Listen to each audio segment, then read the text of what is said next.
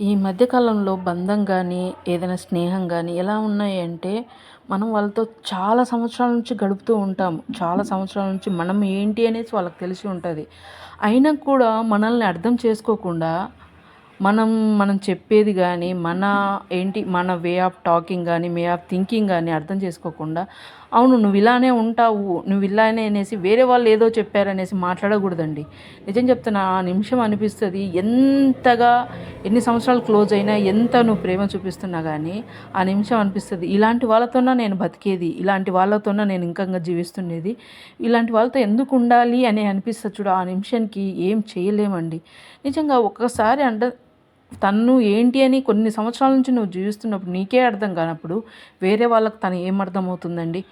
అది ఫ్రెండ్షిప్ అనే కానీ బంధమనే కానీ మనకు తను తెలిసినప్పుడు తను ఎలా ఉంటుంది, ఎలా మాట్లాడుతుందనే విధానం కూడా ఇంకా తెలిసి ఉండాలండి.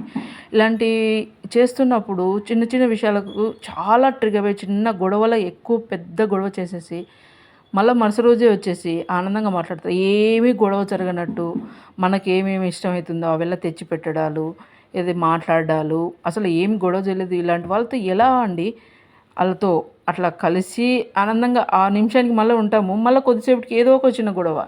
ఇలాంటప్పుడు ఎందుకు అనిపిస్తాయండి. అది బంధమైనా గానీ, స్నేహమైనా గానీ.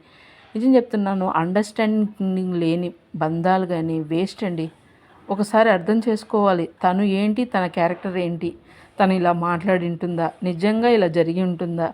ఒకసారి అర్థం చేసుకోవాలి. మనతో ఇంత లైఫ్ లాంగ్ ఉండే ఫ్రెండ్ గానీ, ఏ బంధాన్నైనా గానీ అర్థం చేసుకోండి ముందు. అపార్థం చేసుకోకండి. తర్వాత మీరు మాట్లాడండి.